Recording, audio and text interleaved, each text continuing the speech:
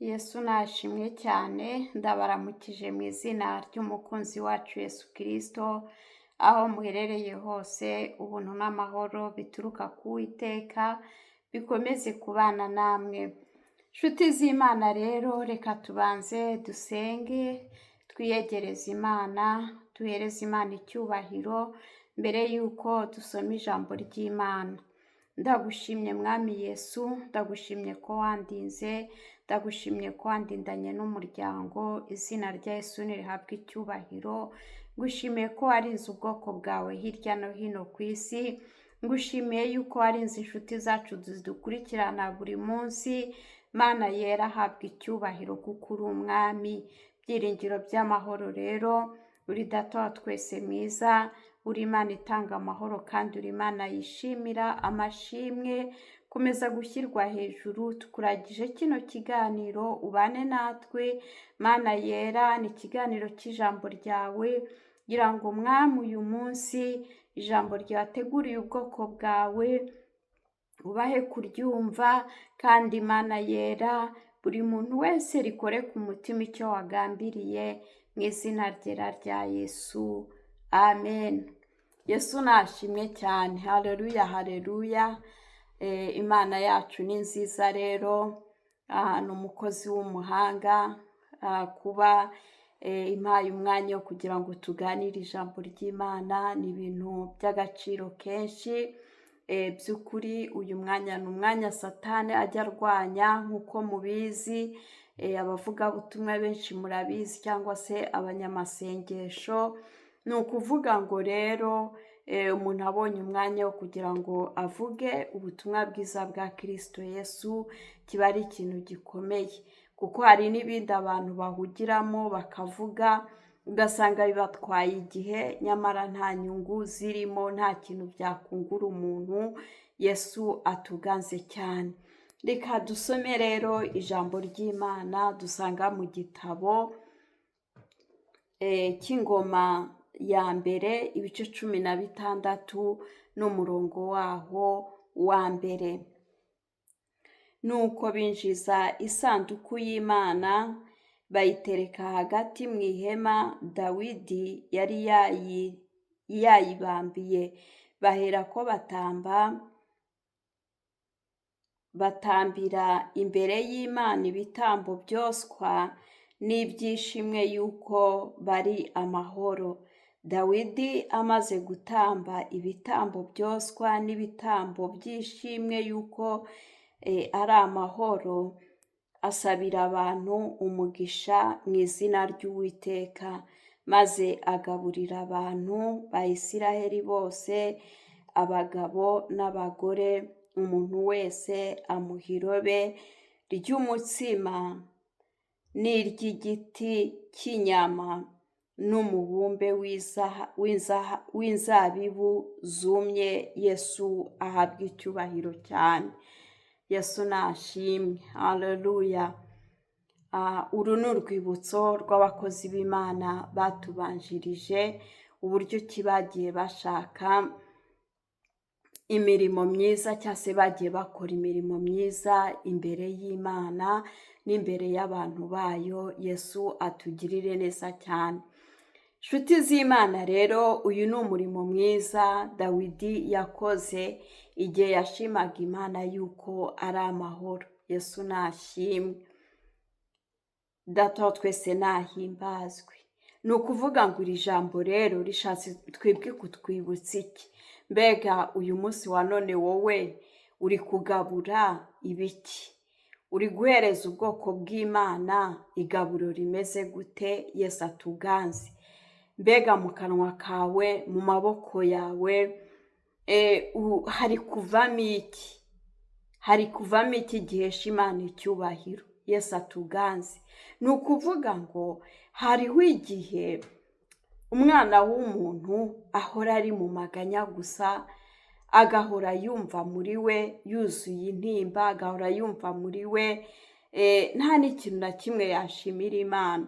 Ariko burya reka nkubwire, nubwo Dawidi we yari ari ku rugamba arurangije agashima Imana kubera igihe kinini Dawidi yarwanye mwese murabizi, ariko igihe cyarageze anesha Umufilisitiya wari umuhagaze imbere.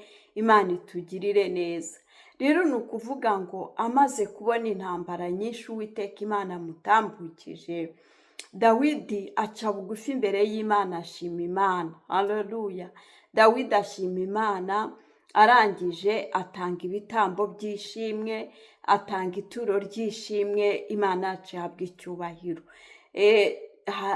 Bibiliya ivuze ibitambo, nubwo abantu benshi usanga ibitambo babitwara uko bitari, ariko hari ibitambo byo kujyana imbere y'Imana byejejwe. Yesu nashimwe cyane. Haleluya! Ntabwo ari ibitambo yajyanye mu bapfumu kugira ngo abone amafaranga menshi, ahubwo yatanze ibitambo bihumura neza, by'imibavu ihumura neza imbere y'Imana. Yesu nashimwe. Ngo arangije ngo agaburira abantu ngo b'Isiraheli bose, ngo abagabo n'abagore. Yesu nashimwe. Niko Bibiliya itubwiye. Ni ukuvuga ngo rero nawe uyu munsi wa none, uyu mwaka wa 2025 ni umwaka urimo ibintu byinshi. Ni umwaka ubona intambara ziriho z'umuvuduko, abantu bari gupfa uko bwije uko bukeye, impanuka za buri munsi. Bene data, ndatekereza yuko muri kwitegereza namwe ubwanyu bikabatera ubwoba. Izi mpanuka mbona ko ari impanuka zidasanzwe by'ukuri. Harimo ibintu umuntu atasobanukirwa, ariko se biri kuba bikagutera iki? Kwibaza iki mu mutima wawe? Yesu atugirire neza kandi Yesu atwiteho. Wari ukwiriye nawe gutanga ituro ry'ishimwe mu mutima wawe. Ituro si amafaranga. Wafata n'umunsi ukirirwa imbere y'Imana ukavuga ngo Mana, ndagushimye yuko umuryango wanjye ari amahoro, kubera neza urabona abandi bari kubashyingura buri munsi, wowe kuba uriho ntacyo watanze. Yesu atugirire neza kandi Yesu atwiteho.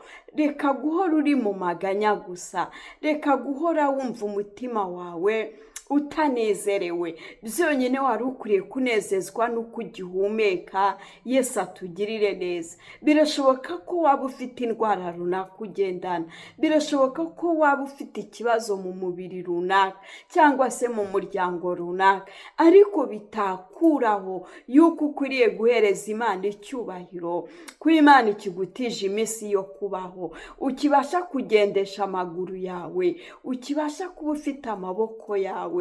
Yesu nashimwe cyane. Haleluya! Kuba byonyine ukirebesha ayo maso yawe. Nyamara hari abandi mwavukiye rimwe, ariko barahumye bitewe n'ibyago bitera isi. Bimwe na bimwe usanga bigwirira abantu, ugasanga umuntu ahuye n'ikintu runaka akabirwa uko byagenze. Ariko uyu munsi wa none, wowe uyu munsi wa none, Uwiteka ibyagukoreye ni byinshi. Yesu nashimwe. Wari ukwiriye kuba umuntu ugabura iby'Imana, wari ukwiriye kuba umuntu ugira abandi inama, wari ukwiriye kuba umuntu, haleluya, uhagarara mu cyuho ugasengera abakozi b'Imana. Ariko ahubwo wowe mu kanwa kawe harimo kubavuma, mu kanwa kawe harimo kubagambanira, mu kanwa kawe harimo kwishimira ibyago by'abandi. Imana itugirire neza kandi Yesu adufashe. Ariko wari ukwiriye kumva byonyine ukanezezwa n'igisubizo cya mugenzi wawe. Yesu adufashe cyane. Abantu batewe n'umwuka w'ishyari, abantu batewe n'umwuka w'ubugome, abantu mwatewe n'ikintu cyitwa kumva wanze mwene se uko ahagaze. Yesu atugirire neza. Ariko Dawidi we ngo aterwa ishema no kumva yuko Imana ikimurinze ari amahoro. Ngo noneho arangije ngo aragenda atanga ituro ry'ishimwe, kandi arangije noneho agaburira abantu b'Imana. Mbega wowe uri kugabura iki uyu munsi wa none? Mu kanwa kawe hari kuvamo iki? Mu maboko yawe hari kuvamo iki? mbega wowe ibiganza byawe ntibyuzuye amaraso? Mbega akanwa kawe ntikuzuye guca imanza gusa? Ntikuzuye guteranya? Yesu atugirire neza. Ese wowe ugerageje kujya kuvuga ngo uragaburira abantu, mbega aho ntiri kuminjiramo ka gafu kagenda kagasinziriza umuntu uba uticura bugacya umuntu yapfuye? Mbega wowe nturi kujyana ukibwira yuko ujyanye n'abandi, abandi bakabona yuko ujyanye n'abandi, gukora umurimo w'Imana, gusura imfubyi, gusura abapfakazi, nyamara ubashyiriye ibiri bubahekenye? Imana ibafashe kandi Yesu abagirire neza. Ubuntu bw'Umwami Yesu Kristo bukomeze kubana namwe. Amen. Amen.